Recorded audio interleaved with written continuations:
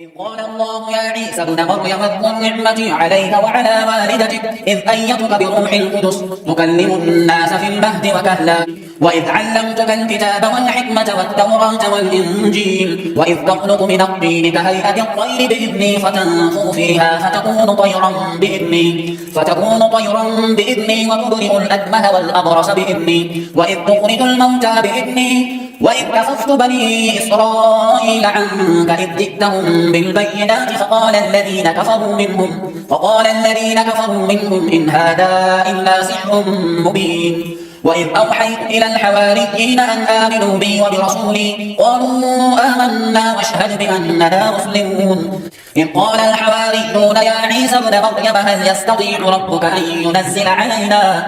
ينزل علينا مائدة من السماء قال اتقوا الله إن كنتم مؤمنين قالوا نريد أن نأكل منها وتطمئن قلوبنا ونعلم أن قد صدقتنا ونكون عليها من الشاهدين قال عيسى ابن مريم اللهم ربنا أنزل علينا مائدة من السماء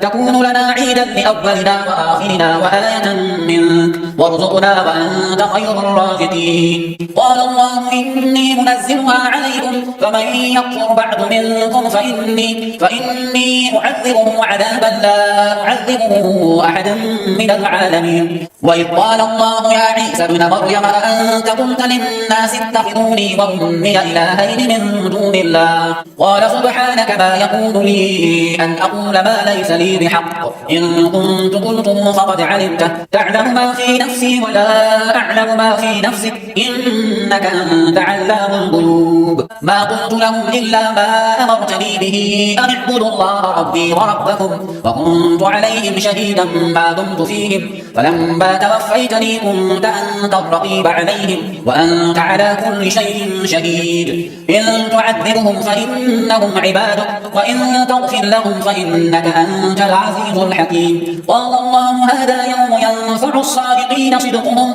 لهم جنات تجري من تحتها الأنهار خالدين فيها أبدا رضي الله عنهم ورضوا عنه ذلك الفوز العظيم لله ملك السماوات والأرض وما فيهن وهو على كل شيء قدير بسم الله الرحمن الرحيم الحمد لله الذي خلق السماوات والأرض وجعل الظلمات والنور ثم الذين كفروا بربهم يعدلون هو الذي خلقكم من طين ثم قضى أجلا وأجل مسمى عنده ثم أنتم تمترون وهو الله في السماوات وفي الأرض يعلم سركم وجهركم ويعلم ما تكسبون وما تأتيهم من آية من آيات ربهم إلا كانوا عنها معرضين فقد كذبوا بالحق لما جاءهم فسوف يأتيهم أنباء ما كانوا به يستهزئون ألم يروا كم أهلكنا من قبلهم من قرن مكناهم في الأرض ما لم نمكن لكم وأرسلنا السماء عليهم مدرارا وجعلنا الأنهار تجري من تحتهم فأهلكناهم بذنوبهم وأنشأنا من بعدهم قرنا آخرين ولو نزلنا عليك كتابا في قرطاس فلمسوه بأيديهم لقال الذين كفروا إن هذا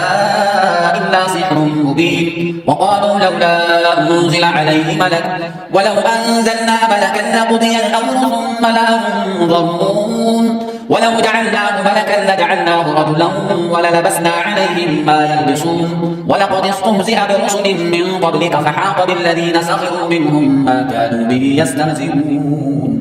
قل سيروا في الأرض ثم انظروا كيف كان عاقبة المكذبين قل لمن ما في السماوات والأرض قل لله كتب على نفسه الرحمة ليجمعنكم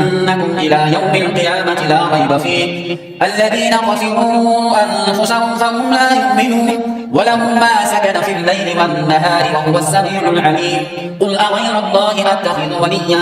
فاطر السماوات والأرض وهو يطعم ولا يطعم قل إني أمرت أن أكون أول من أسلم ولا تكونن من المشركين قل إني أخاف إن عصيت ربي عذاب يوم عظيم من يصرف عنه يومئذ فقد رحمه وذلك الفوز المبين وإن يمسسك الله بضر فلا كاشف له إلا هو وإن يمسسك بخير فهو على كل شيء قدير وهو القاهر فوق عباده وهو الحكيم الخبير.